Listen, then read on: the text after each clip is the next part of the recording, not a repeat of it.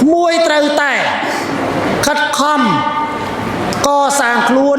កែមាយាទរបស់យើងឲ្យคล้ายទៅជាមាយាទល្អពេលនោះក្មួយនឹងคล้ายជាទាហានការពារជាតិដោយមិនបាច់កាន់កំភ្លើងច្បាំងទេ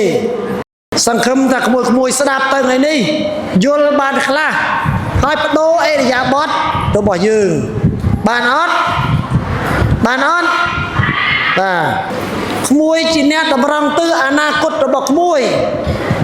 សិលធម៌មានន័យថាម៉េចជាទង្វើគឺជាមាយាទរបស់យើងបើក្មួយចង់ឲ្យប្រទេសនេះមានភាពរឹងមាំក្មួយចង់ឲ្យប្រទេសនេះឈ្នះនៅការឈ្លានពានរបស់ប្រទេសជិតខាងរបស់យើងក្មួយត្រូវតែខិតខំកសាងខ្លួនកែមាយាទរបស់យើងឲ្យคล้ายទៅជាមាយាទល្អពេលនោះក្មួយនឹងคล้ายជាទាហានការពារជាតិដោយមិនបាច់កាន់កំភ្លើងច្បាំងទេតើបានទេក្មួយបានអត់មើលបញ្ញាចិត្តមើលការពារជាតិនឹងបានទេបានអត់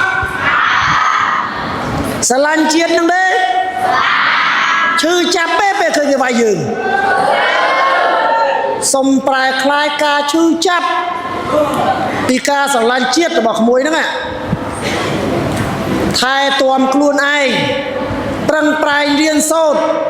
ស្ដាប់ឪពុកម្ដាយជាឲ្យឆ្ងាយអំពីគ្រឿងញៀនជាឲ្យឆ្ងាយពីក្មេងទំនើងម៉ូតូកង់2ខ្លះជិះកង់តែមួយទេណាពិសេសដល់ប្រុសនោះម៉ែនិយាយតលាក់មាត់មិនទាន់ទេតមាត់ឲ្យប៉ែ